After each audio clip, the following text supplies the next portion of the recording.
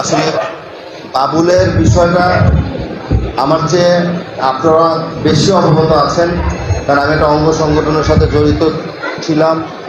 বাবুল বিএনপির মূল দল করতো সবসময়।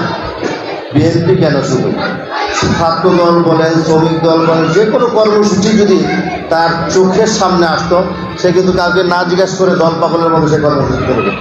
কে কার দল এটা চিন্তা করতেন। বাবুল ছিল একজন সাচ্চা দল প্রেমিক একজন কর্মী।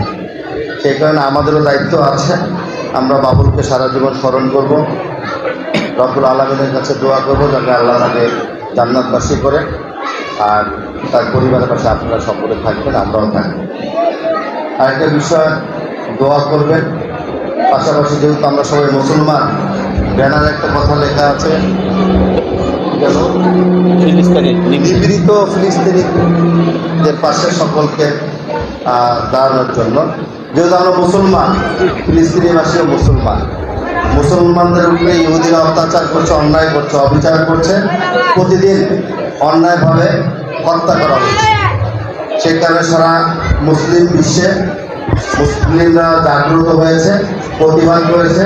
সেই প্রতিবাদের অংশ হিসাবে সারা বাংলাদেশে এবং মিরপুরবাসীও প্রতিবাদ করেছে, বিভিন্ন জুমার নামাজে, বিভিন্ন নামাজের পরে কিংবা অবডেটও করেছে। তা আমরা যেহেতু মুসলমান, আমরা যদি মুসলমান হয়ে এর প্রতিবাদ না করি, আল্লাহ আমাদেরকে মাফ করবে না। আমরা চাই ফিলিস্তিনিবাসীদের পক্ষে থাকতে। আমরা মুসলমান ফিলিস্তিনিবাসীর পক্ষে আছি, আমরা ফিলিস্তিনিবাসীদের পক্ষে থেকে আমরা প্রতিবাদ অব্যাহত রাখবো। এবং প্যালেস্টাইনে যারা ইতিমধ্যে ইহুদিরা হত্যা করে আমাদের মুসলমান ভাইদেরকে হত্যা করেছে, আমরা রব্বুল আলামিনের কাছে আবেদন করব তাদেরকে যেন শহীদের মর্যাদা আল্লাহ রব্বুল আলামিন করে তাদেরকে জান্নাতবাসী করে। সকলকে অংশগ্রহণ করার জন্য ধন্যবাদ। এটা আমার সাথে রাজনীতি করতে কিংবা আরেকজনের সাথে রাজনীতি করতে বিষয়টা এরকম নয়। ও মোহাম্মদ বাবুল হোসেন মিয়া একজন সাচ্চা একজন বিএনপির রাজনৈতিক কর্মী ছিলেন, নিঃসন্দেহে বলা যায় দল কানা লোক। দলের বিরুদ্ধে যদি কেউ অপপ্রচার করত, তাহলে তিনি তাৎক্ষণিকভাবে তার নিজের শরীরটা নিয়ে দাঁড়িয়ে যেতেন, প্রতিবাদ করতেন। আজকে সেই কারণে তার জন্য 3 নম্বর ওয়ার্ডের বিএনপি সহ সকল নেতৃবৃন্দের দোয়া মাহফিল আয়োজন করেছে।